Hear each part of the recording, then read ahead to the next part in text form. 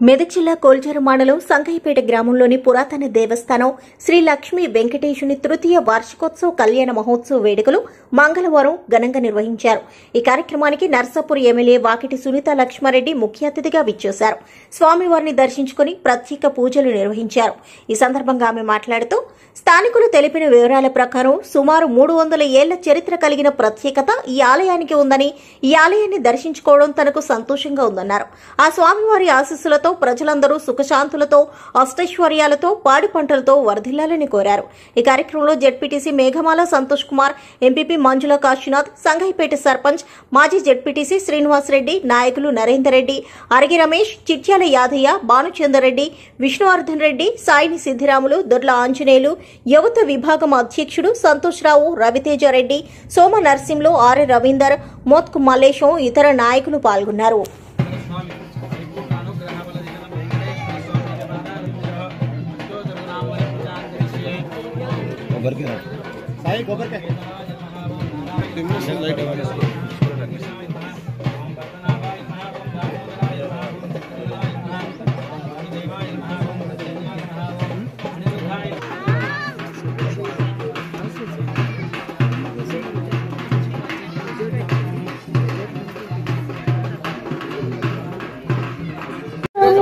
సంగయ్యపేట గ్రామంలో దాదాపు 300 సంవత్సరాల కంటే అంతకంటే పురాతనమైనటువంటి వెంకటేశ్వర స్వామి ఆలయంలో 3వ వార్షికోత్సవాన్ని నిర్వహిస్తున్న సందర్భంగా ఈ రోజు కళ్యాణ కార్యక్రమానికి ఇక్కడ ఆలయ కమిటీ వాళ్ళందరూ కూడా ఆహ్వానించడం జరిగింది. గ్రామ పెద్దలందరూ కూడా ఆహ్వానించడం జరిగింది.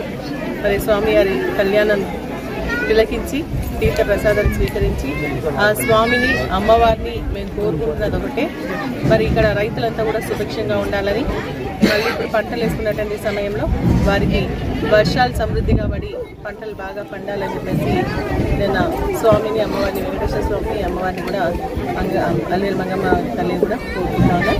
మరి అందరూ కూడా సుఖ శాంతులతోని ప్రశాంతమైనటువంటి ఆరోగ్యమైనటువంటి జీవితాన్ని గడపాలని చెప్పేసి నేను ప్రార్థిస్తా ఉన్నా.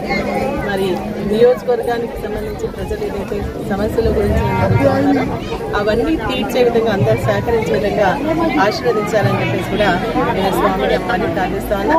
ఇక్కడ ఉన్నటువంటి ఆలయం నిజంగా చూస్తా ఉంటే చాలా చూడడానికి కూడా ఎంతో ముచ్చటగా కనిపిస్తూ ఉంది. ఎందుకంటే చాలా పురాతనమైనటువంటి ఆలయం, చిన్న గర్భగుడి, ఆ గుడిలో లోపల లోయలాగా లోపలికి ఉండి, గుహలాగా ఉండి, ఆ గుహల స్వామి, అమ్మవారు వెళ్ళడం అనేది చాలా విచిత్రం. మరి స్వయంభుగా వెలిసినటువంటి వెంకటేశ్వర స్వామి, మంగమ్మ తల్లి యొక్క ఆశీర్వాదం ఉండాలని, వాళ్ళ చల్లని చూపు అందరిపై ఉండాలని ప్రార్థిస్తా ఉన్నా. నిర్వహిస్తున్నటువంటి నిర్వాహకులందరినీ కూడా, పెద్దలందరినీ కూడా, గ్రామ పెద్దల్ని సాగర్